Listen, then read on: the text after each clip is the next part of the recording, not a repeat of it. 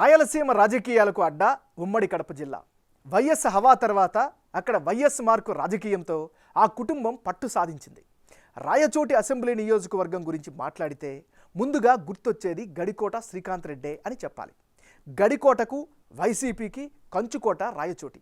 Rajampet parliament పరిధిలోకి వచ్చే రాయచోటి రాజకీయం ఎప్పుడూ రసవత్తరమే అని చెప్పాలి. 1955లో ఏర్పడిన రాయచోటి నియోజకవర్గం నుంచి ఎక్కువసార్లు కాంగ్రెస్ పార్టీయే గెలిచింది. టీడీపీ సీనియర్ నేత సుగవాసి పాలకొండరాయుడు హవాతో కాంగ్రెస్ కాస్త వెనుకబడిన 2009లో శ్రీకాంత్ రెడ్డి ఎంట్రీతో ఇక్కడ రాజకీయం మొత్తం మారిపోయింది. ముందు కాంగ్రెస్, ఆ తర్వాత వైసీపీ నుంచి 4 సార్లు ఎమ్మెల్యేగా గెలిచిన శ్రీకాంత్ రెడ్డి వైసీపీ అధినేత జగన్కు అత్యంత సన్నిహితుడు.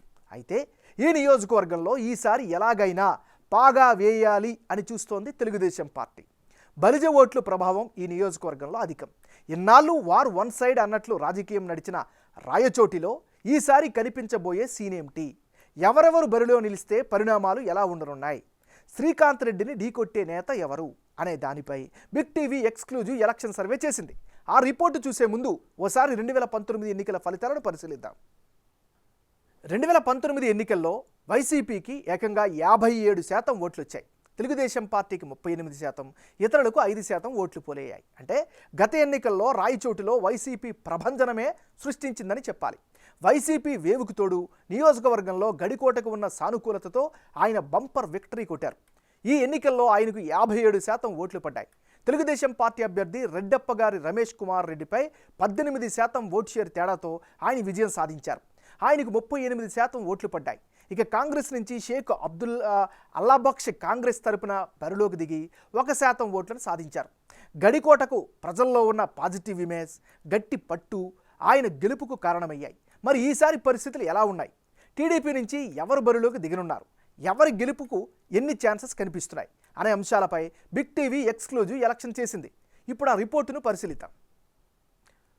ముందుగా ప్రస్తుత ఎమ్మెల్యే గడికోట శ్రీకాంత్ రెడ్డికి నియోజకవర్గంలో ఎలాంటి పరిస్థితులు ఉన్నాయి? ఆయనకు అనుకూలమైనటువంటి అంశాలేంటి? మైనస్గా ఎదురయ్యే అంశాలేమిటి? ముందుగా గడికోట శ్రీకాంత్ రెడ్డికి ప్లస్ పాయింట్స్ ఏంటో పరిశీలిద్దాం. ఆయనకైతే ఖచ్చితంగా తన యొక్క రాజకీయ కుటుంబ నేపథ్యం ఖచ్చితంగా కలిసి వచ్చే అంశం.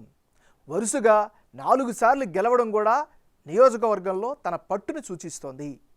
నియోజకవర్గ ప్రజల నుంచి అయితే బలమైనటువంటి మద్దతు ఈయన పట్ల కనిపిస్తోంది. మరోవైపు పూర్తిగా సహకరించేటటువంటి క్యాడర్ కూడా ఈయనకి కనిపిస్తోంది. ఇవన్నీ కూడాతో పాటు జగన్మోహన్ రెడ్డికి అత్యంత సన్నిహితుడిగా పేరైతే కనిపిస్తోంది. మరోవైపు నియోజకవర్గంలో ఈయనకి ఆపోజిట్గా మరో బలమైనటువంటి నేత లేకపోవడం కూడా ఈయనకి ప్రధానమైనటువంటి ప్లస్ పాయింట్స్. ఇవన్నీ ఈయనకి సంబంధించిన అనుకూలమైన అంశాలు. మరి శ్రీకాంత్ రెడ్డికి మైనస్ పాయింట్స్ ఏమిటి? వాలంటీర్లు కమిషన్లు తీసుకుంటున్నారు అనేటటువంటి ఆరోపణలు నియోజకవర్గంలో బలంగా వినిపిస్తున్నాయి. ఇది ఖచ్చితంగా మైనస్ అయ్యే ఛాన్స్ ఉంది. ఇక ప్రభుత్వంపై ప్రజల్లో వ్యతిరేకత అయితే కనిపిస్తోంది. ఇది శ్రీకాంత్ రెడ్డికి సంబంధించినటువంటి ప్లస్లు, మైనస్లు. ఇప్పుడు టీడీపీ నేత రెడ్డప్ప గారి రమేష్ కుమార్ రెడ్డికి ఉండేటటువంటి ప్లస్ అండ్ మైనస్ పాయింట్స్ ఏంటో ఒకసారి పరిశీలిద్దాం. ముందుగా రెడ్డప్ప గారు రమేష్ కుమార్ రెడ్డికి సంబంధించినటువంటి అనుకూలమైన అంశాలు. గత ఎన్నికల్లో ఓడిపోయారు అనేటటువంటి సింపతి అయితే నియోజకవర్గంలో కనిపిస్తోంది. మరోవైపు ఓడిపోయినా కానీ నియోజకవర్గ ప్రజలకు నిత్యం అందుబాటులో ఉండడం వల్ల ఈయనకి ప్రజలతో మంచి సత్సంబంధాలు అయితే కనిపిస్తున్నాయి. మరోవైపు బలమైన తెలుగుదేశం పార్టీ క్యాడర్ మద్దతు కూడా సంపూర్ణంగా రమేష్కు కనిపిస్తోంది. ఇవన్నీ పాజిటివ్ ఫ్యాక్టర్స్. మరి రెడ్డప్ప గారు రమేష్ కుమార్ రెడ్డికి సంబంధించిన మైనస్ పాయింట్స్ ఏంటి? పార్టీలో అయితే నియోజకవర్గ పరంగా అంతర్గత కుమ్ములాటలు అయితే కనిపిస్తున్నాయి. ఇది ఖచ్చితంగా మైనస్ అయ్యే అవకాశం ఉంది. నెక్స్ట్, టికెట్ వస్తుందా లేదు అనేటటువంటి అనుమానం కూడా కనిపిస్తుంది. ఇవి రమేష్ కుమార్కి సంబంధించినటువంటి ప్లస్లు, మైనస్లు. ఇప్పుడు మరో తెలుగుదేశం పార్టీకి సంబంధించిన నాయకుడు మండిపల్లి రాంప్రసాద్ రెడ్డి. మరి ఆయనకి సంబంధించినటువంటి ప్లస్లు ఏంటి, మైనస్లు ఏంటో చూద్దాం. తెలుగుదేశం పార్టీకి చెందినటువంటి నాయకుడు మండిపల్లి రాంప్రసాద్ రెడ్డి. మరి రాంప్రసాద్ రెడ్డికి ఈసారి అనుకూలమైనటువంటి అంశాలు ఏమిటి? గత ఎన్నికల్లో ఓడిపోయారు అనేటటువంటి సింపతి కలిసొచ్చే అవకాశాలు కనిపిస్తున్నాయి. మరోవైపు తండ్రి యొక్క రాజకీయ వారసత్వం కూడా అంతో ఇంతో ఈయనకి ప్లస్ పాయింట్గా కనిపిస్తోంది. ఇది రాంప్రసాద్ రెడ్డికి సంబంధించినటువంటి అనుకూలమైన అంశాలు. మరి ఈయనకి సంబంధించినటువంటి మైనస్ పాయింట్స్ ఏంటి కనుక పరిశీలిస్తే ప్రధానంగా ప్రజల్లో ఎక్కువగా గుర్తింపు లేకపోవడమే ప్రధానమైనటువంటి అడ్డంకిగా కనిపిస్తుంది. మరోవైపు తరచూ పార్టీలు మారుతున్నారు అనేటటువంటి ప్రచారం కూడా ప్రజల్లో కనిపిస్తుంది. ఇది దీనికి సంబంధించినటువంటి ప్లస్లు మైనస్లు.